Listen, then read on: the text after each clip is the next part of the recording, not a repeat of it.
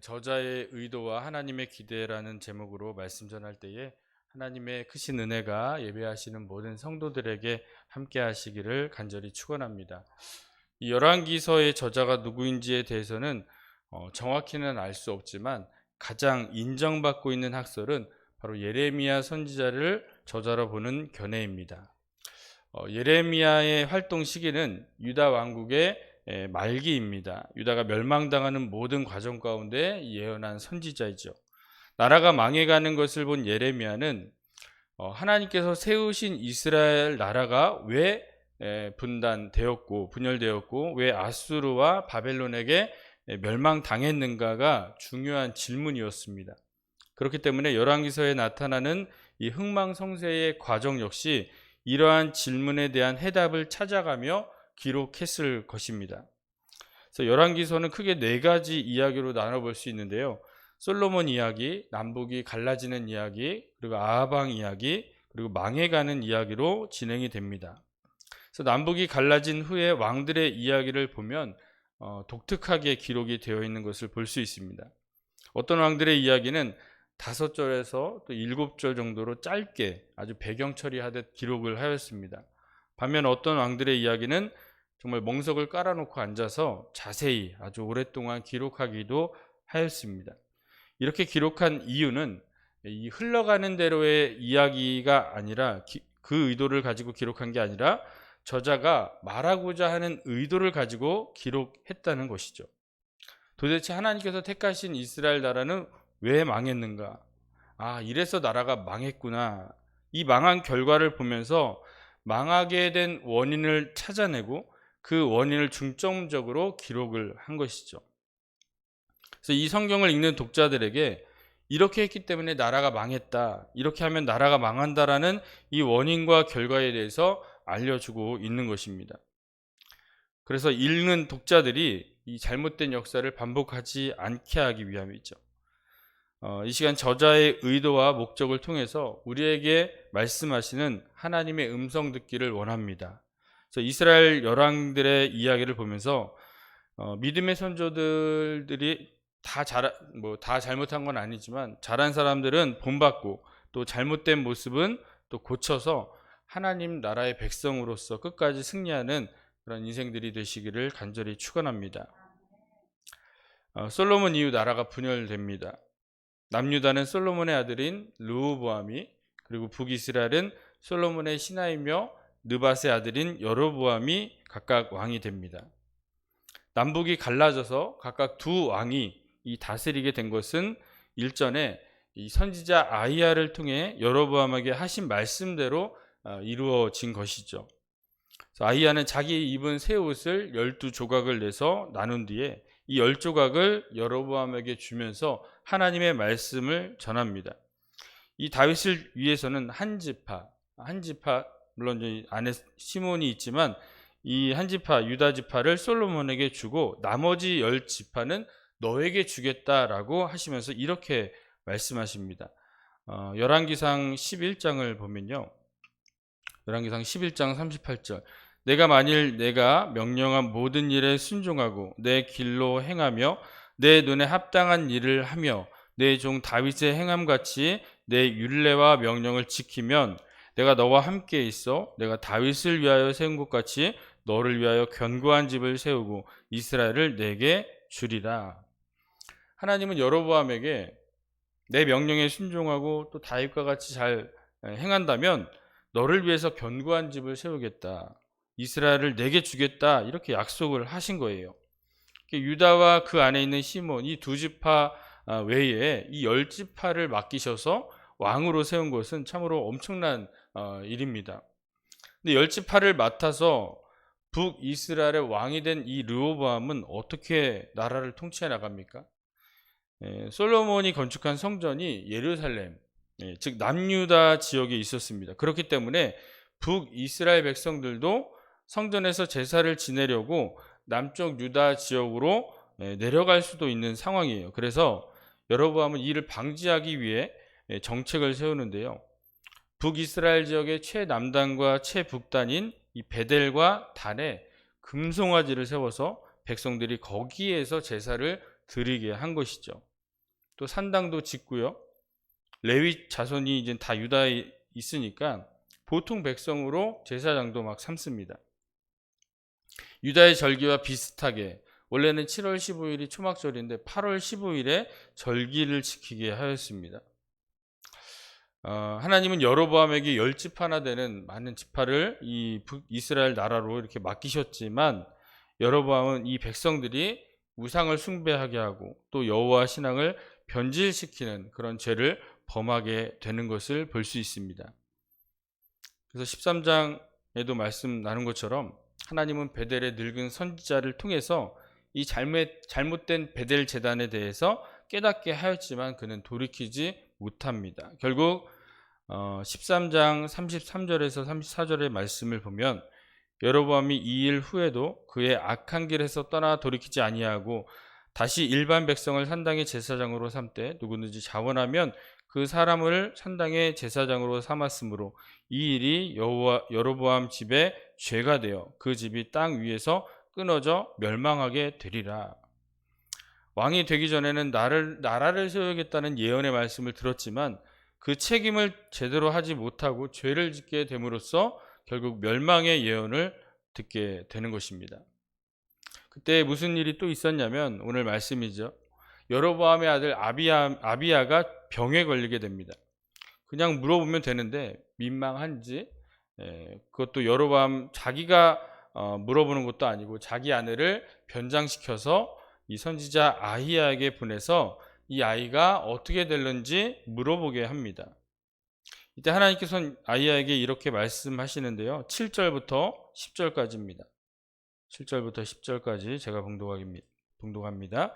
가서 여로보암에게 말하라. 이스라엘의 하나님 여호와의 말씀이 내가 너를 백성 중에서 들어 내 백성 이스라엘의 주권자가 되게 하고 나라를 다윗의 집에서 찢어내어 내게 주었거늘 너는 내 종 다윗이 내 명령을 지켜 전심으로 나를 따르며 나 보기에 정직한 일만 행하였음과 같이 아니하고 내 이전 사람들보다도 더 악을 행하고 가서 너를 위하여 다른 신을 만들며 우상을 부어 만들어 나를 노엽게 하고 나를 내 등 뒤에서 버렸도다. 그러므로 내가 여로보암의 집에 재앙을 내려 여로보암에게 속한 산에는 이스라엘 가운데 매인자나 노인자나 다 끊어버리되 거름더미를 쓸어버림 같이 여로보암의 집을 말갛게 쓸어버릴지라.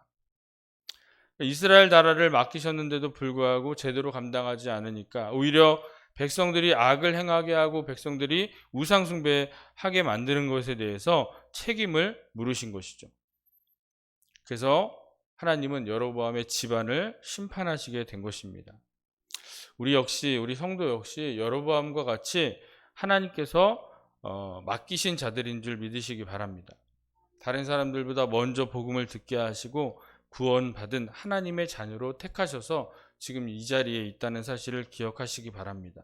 얼마나 큰 특권이고 큰 은혜입니까?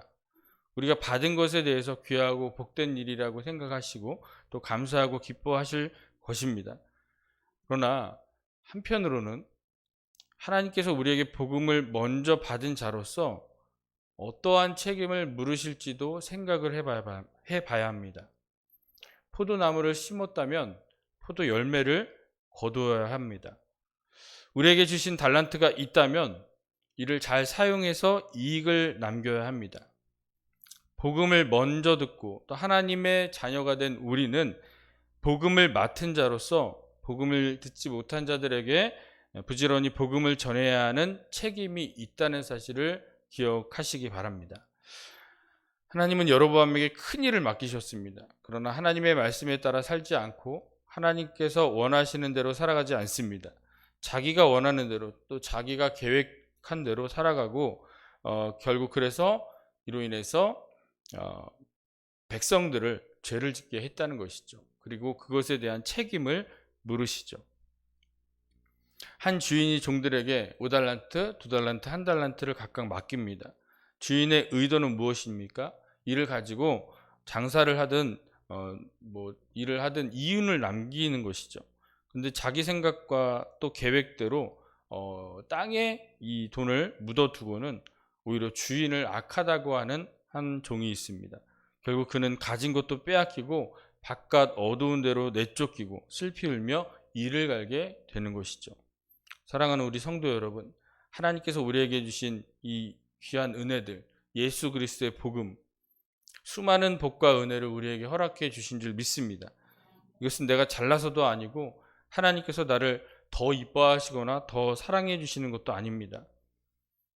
내게 주신 것이니까 또 네 마음대로 살라는 것도 아닙니다. 나에게 맡기신 의도가 있다는 거예요. 그리고 맡기신 의도를 알고 하나님의 뜻을 이루기를 기대하고 계십니다. 그리고 그 후에 이에 대한 책임을 물으신다는 것입니다. 여로보암과 같이 한 나라의 왕으로서 그 백성들을 하나님의 백성으로 잘 인도해야 하는 그런 기대와 책임이 우리에게도 있다는 사실을 명심하시기 바랍니다. 하나님은 나에게 수많은 복과 은혜를 주신 것이 바로 내가 세상의 축복의 통로가 되어서 세상으로 흘려보내기를 기대하고 계십니다. 예수 그리스도를 믿어서 죄사함 얻게 하시고 구원 얻게 하신 것은 나를 통해 믿지 않는 자들에게 복음을 증거하고 영혼을 구원하는 책임이 있는 것입니다. 주님의 기대를 저버리지 마시고 맡기신 일에 책임을 다하시기를 바랍니다. 주신 사명 잘 감당하셔서 그래서 주님 앞에 갔을 때 착하고 충성된 종으로 칭찬받는 저와 여러분 되시기를 간절히 축원합니다.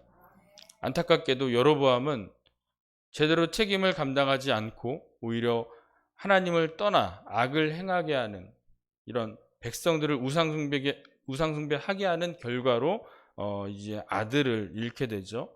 18절을 봅니다. 온 이스라엘이 그를 장사하고 그를 위하여 슬퍼하니 여호와께서 그 종 선지자 아히야를 통하여 하신 말씀과 같이 되었더라. 하나님의 말씀하신 대로 그대로 진행이 되었습니다. 한편 이와 마찬가지로 남유다의 이 솔로몬의 아들 르호보암 얘기가 나오는데요. 유다 역시 악을 행했습니다. 신당도 짓고요. 우상과 아세라상을 세웠습니다. 남색하는 자, 동성연애자죠. 동성연애자도 그대로 방치하고요.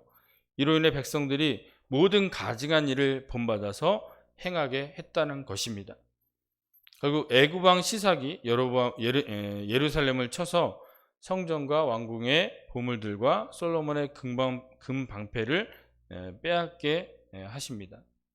이 외에 여로보암과 르호보암 이 둘에 대한 기록은 특별한 기록이 없어요. 저자의 의도인 것이죠. 여로보암과 르호보암 이들의 통치 당시 다른 여러 가지 사건도 있지만 간단하게 처리하고 또는 언급하지도 않았다는 것은 바로 저자의 의도가 있었기 때문입니다.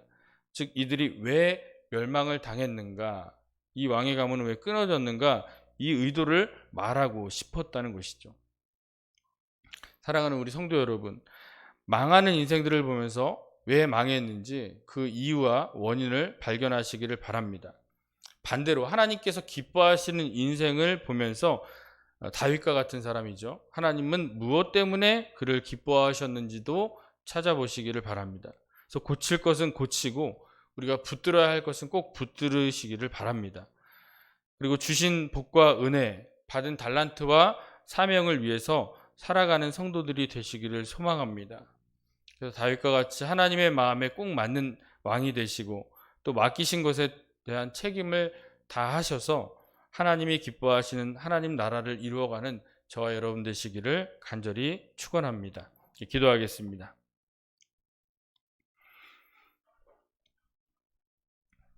하나님 감사합니다. 성경에 기록된 내용들을 보면서 저자의 의도와 또 하나님의 기대를 살펴보았습니다.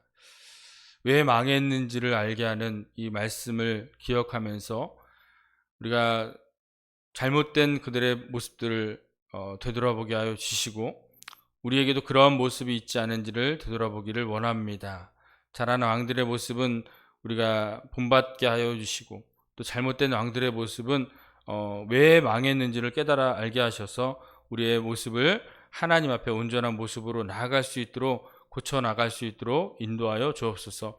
또 하나님께서 우리를 택하여 주셨습니다. 먼저 구원하여 주셨습니다. 그 하나님의 기대가 있다는 것을 잊지 않게 하여 주셔서 정말 우리에게 맡기신 사명을 잘 감당하여 하나님 앞에 갔을 때 잘했다 칭찬받는 믿음의 백성들 되게 하여 주시옵소서. 이제 다시 세상으로 향해 나아갑니다. 우리가 만나는 가족들, 친척들, 이웃들, 많은 세상 사람들에게 복음을 증거하는 것이 우리의 사명임을 기억하게 하여 주셔서 또 우리의 삶이 온전한 복음의 모습이 되게 하여 주셔서 영혼을 구원하고 죽어가는 영혼들을 살려낼 수 있는 귀한 사명 온전하게 감당하게 하여 주옵소서. 감사드리며 예수님의 이름으로 기도합니다. 아멘. 하늘에 계신 우리 아버지여, 이름이 거룩히 여김을 받으시오며 나라의 임하옵시며 뜻이 하늘에서 이루어진 것 같이 땅에서도 이루어지이다. 오늘날 우리에게 일용할 양식을 주옵시고 우리가 우리에게 죄진 자를 사하여 준 것 같이 우리 죄를 사하여 주옵시고 우리를 시험에 들게 하지 마옵시고 다만 악에서 구하옵소서. 나라와 권세와 영광이 아버지께 영원히 있사옵나이다. 아멘. 지금 주신 말씀을 기억하면서 저자의 의도와 목적대로 우리가 그 하나님의 말씀 음성 듣게 하여 주시고 또 하나님의 기대와 소망대로 우리의 삶을 드릴 수 있는 성도들 되게 하여 주시옵소서. 우리 교회와 또 우리 담임 목사님을 위해서 또 이 땅의 많은 교회와 성도들을 위해서 또 다음 세대들을 위해서 또 나라와 민족을 위해 하나님 나라를 위해서 시간 주여 한번 외치고 통성으로 기도하고 자유롭게 돌아가겠습니다. 주여 하나님 감사합니다. 오늘도 귀한 생명을 허락